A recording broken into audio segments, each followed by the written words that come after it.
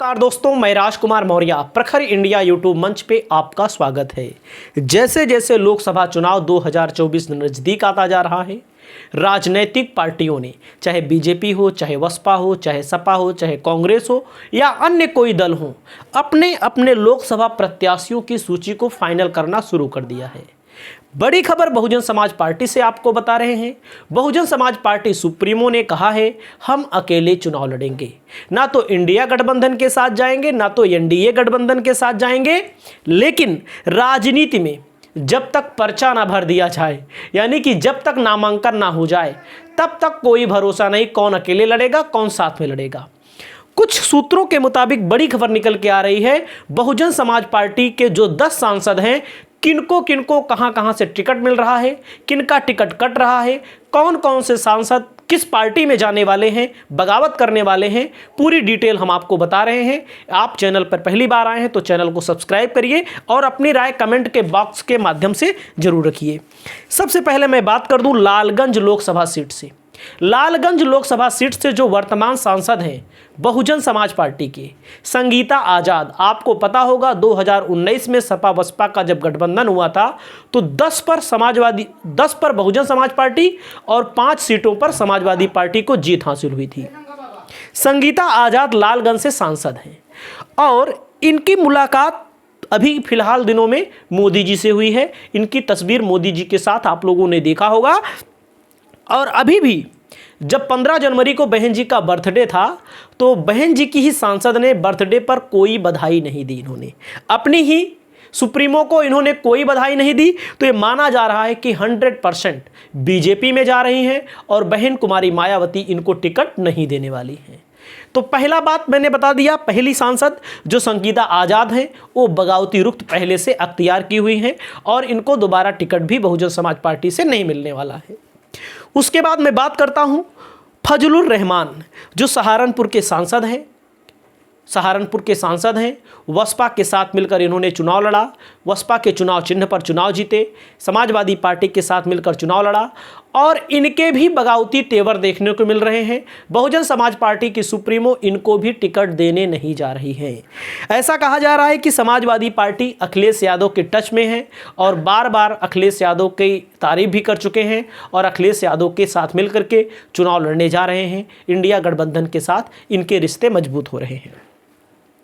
उसके बाद मैं बात करता हूं श्रावस्ती से जो सांसद हैं राम शिरोमणि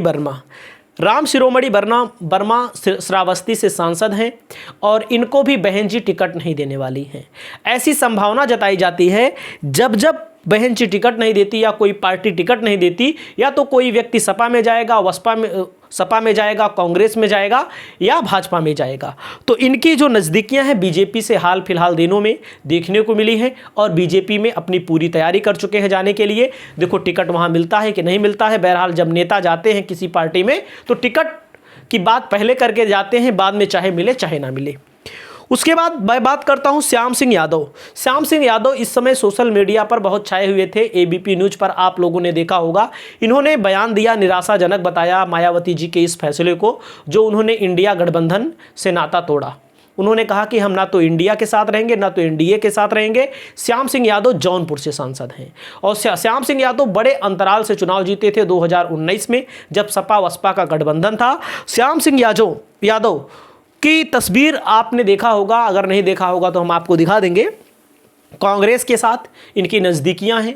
कांग्रेस के राहुल गांधी की इन्होंने तारीफ भी की है और भारतीय जनता पार्टी पर लगातार हमलावर भी रहे हैं बहुजन समाज पार्टी के सांसद। और इनको बहुत निराशाजनक स्थिति में देखा मैंने कि जब टीवी पर आए थे, इनसे पूछा गया क्या हालचाल है, तो कहीं इन्होंने कहा कि हम बसपा की तरफ से नहीं बोल रहे हैं, हम एक आम नागरिक की तरफ से बोल रहे हैं, ना तो हम बसपा के प्रवक्ता हैं। तो श्याम सिंह यादव का भी टिकट बहन जी नहीं देंगी। उसके बाद मैं बात करता हूं अंबेडकर नगर की जो सीट है, यहां से चुनाव जीते थे 2019 में रितेश पांडे, युवा चेहरा रितेश पांडे चुनाव जीते थे और समाजवादी पार्टी में इनके पिताजी हैं जो 2022 के विधानसभा चुनाव के पहले समाजवादी पार्टी में जाते हैं और अंबेडकर नगर की तरफ से ही विधायक भी बन जाते हैं इनके पिताजी। यानी कि बेटा बहुजन समाज पार्टी का सांसद और पिता जो हैं 2022 में समाजवादी पार्टी के विधायक। तो ऐसा कहा जा रहा है रितेश पांडे का भी टिकट बहन जी नहीं देंगी, क्योंकि रितेश पांडे को अगर बहन जी टिकट देंगी तो बहुत बड़ी बगावत बसपा में हो जाएगी। और रितेश पांडे इस समय अखिलेश यादव के टच में है, किसी ना किसी सीट से चुनाव लड़ने के जुगाड़ में है। देखो टिकट मिलता है समाजवादी पार्टी से कि नहीं मिलता है, लेकिन इनको भी टिकट नहीं मिलने वाला है। उसके बाद मैं बात करता हूं गाजीपुर लोकसभा सीट अफजाल अंसारी मुख्तार अंसारी के भाई हैं। अफजाल अंसारी के भतीजे समाजवादी पार्टी के विधायक हैं। अफजाल अंसारी के भतीजे समाजवादी पार्टी के विधायक हैं।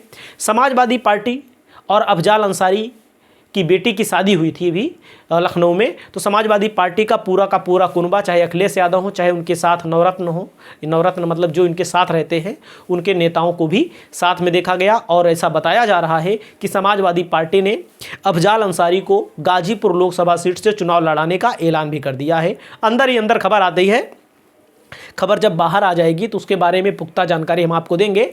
लेकिन समाजवादी पार्टी से चुनाव लड़ने जा रहे हैं अफजाल अंसारी, और काफ़ी मजबूत स्थिति के नेता माने जाते हैं और इनकी अच्छी खासी स्ट्रेंथ। और इस सीट पर मैं आपको बता दूं, अभी जब विधानसभा का चुनाव हुआ था 5 विधानसभा सीटें आती हैं सपा और सुभाषपा, यानी कि जो ओम प्रकाश राजभर हैं, दोनों की पार्टियों को मिला करके यहाँ पर चुनाव जो जीता गया था, लगभग पूरी की पूरी सीट 5 विधानसभा सीटें आती हैं इस लोकसभा में, और पूरी की पूरी सीट इन दोनों ने मिलकर के जीत लिया था। उसके बाद मैं आगे बताता हूं। बिजनौर के सांसद हैं मलूक नागर, जिन्होंने अभी हाल फिलहाल में बयान भी आया था मलूक नागर का, सोशल मीडिया पर बहुत एक्टिव रहते हैं, बहुत ज़्यादा एक्टिव रहते हैं सोशल मीडिया पर। और मैं आपको बता दूं, इन्होंने बहन जी को लेकर के बताया था कि बहन जी को पीएम का चेहरा बनाया जाए। कहा था इन्होंने इंडिया गठबंधन में तब आएंगी बहन जी को पीएम का चेहरा बनाया जाए। पीएम के चेहरे के साथ साथ कांग्रेस इनसे माफ़ी मांगे। क्यों माफ़ी मांगे? क्योंकि कांग्रेस के 6 विधायक जीते थे। कहाँ पर जीते थे? राजस्थान में। कांग्रेस पार्टी ने को बसपा ने बिना शर्त के समर्थन दिया था, और कांग्रेस पार्टी की जो अशोक गहलोत हैं, या कांग्रेस पार्टी ही है, जिन्होंने बसपा के 6 विधायकों को अपनी पार्टी में सम्मिलित करवा लिया था, उनके पूरे विधायकों को तोड़ लिया गया था। उसके लिए माफ़ी मांगने को लेकर भी मलूक नागर कह रहे थे। उसके बाद मैं आपको आगे बताता हूँ, पूरी वीडियो में बने रहिए। और इनको लेकर के चर्चा है कि आरएलडी के टच में है, राष्ट्रीय लोकदल के टच में है, जो समाजवादी पार्टी ने 7 लोकसभा सीटें दी हैं चुनाव लड़ाने के लिए। तो मलूक नागर को भी ये डर लग रहा है कि अगर बहन जी के पार्टी अकेले चुनाव लड़ेगी तो हो सकता है चुनाव हार जाएं। और उत्तर प्रदेश के सबसे अमीर सांसदों में एक हैं। उसके बाद मैं बात करता हूं अमरोहा सीट से चुनाव लड़े थे कुंवर दानिश अली, जिनको अभद्र टिप्पणी की गई थी लोकसभा के अंदर, और दिल्ली के जो सांसद हैं उन्होंने किया था, और इसको लेकर के काफ़ी बवाल भी हुआ था। और उसके बाद राहुल गांधी से गले मिले, राहुल गांधी जाते हैं उनसे मिलने कुंवर दानिश अली से, अमरोहा से सांसद थे। तो इनकी चर्चा ये है कि कुंवर दानिश अली को कांग्रेस चुनाव लड़ा सकती है, और कांग्रेस यहाँ से इनको चुनाव लड़ाएगी भी। उसके बाद मैं बात करता हूँ घोसी की। अतुल सिंह है सांसद, इनको लेकर के कोई खबर नहीं है, ये हो सकता है इनको कहीं ना कहीं से टिकट दे दिया जाए। उसके बाद गिरीश चंद्र नगीना लोकसभा सीट से सांसद हैं, जो सुरक्षित सीट है, जहां से चंद्रशेखर रावण का भी नाम आ रहा है चुनाव लड़ने के लिए। तो इस लोकसभा सीट पर भी बहुजन समाज पार्टी अपने पत्ते खोल करके किसी दूसरे प्रत्याशी की अदला बदली कर सकती है। तो ये रहा हाल। आपकी क्या राय है? बसपा अगर अकेले चुनाव लड़ती है तो कितनी लोकसभा सीटों पर जीतेगी? और आप अपनी इस वीडियो के माध्यम से कमेंट करके जरूर बताइए। नमस्कार, जय हिंद, जय भारत।